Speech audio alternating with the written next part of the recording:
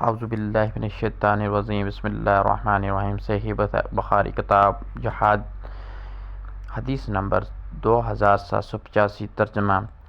ابو ہریرہ رضی اللہ تعالی عنہ نے بیان کیا کہ ایک صاحب نامعلوم رسول صلی اللہ علیہ وآلہ وسلم کی خدمت میں آئے اور عرض کیا کہ مجھے کوئی ایسا عمل بتا دیجئے جو ثواب میں جہاد کے برابر ہو۔ نبی کریم صلی اللہ علیہ وآلہ وسلم نے فرمایا، ایسا کوئی عمل میں نہیں جانتا۔ پھر آپ صلی اللہ علیہ وآلہ وسلم نے فرمایا، کیا تم اتنا کر سکتے ہو کہ جب مجاہد جہاد کے لیے نکلے تو تم اپنی مسجد میں آ کر برابر نماز پڑھنی شروع کر دو اور نماز پڑھتے رہو اور درمیان میں کوئی سستی اور کاہلی تمہیں محسوس نہ ہو۔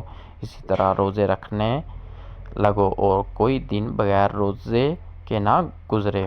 ان صاحب نے عرض کیا، بھلا ایسا کون کر سکتا ہے؟ ابو ہریرہ رضی اللہ تعالیٰ نے فرمایا کہ مجاہد کا گھوڑا جب رسی میں بندھا ہوا زمین پر پاؤں مارتا ہے تو اس پر بھی اس کے لیے نیکیاں لکھی جاتی ہیں۔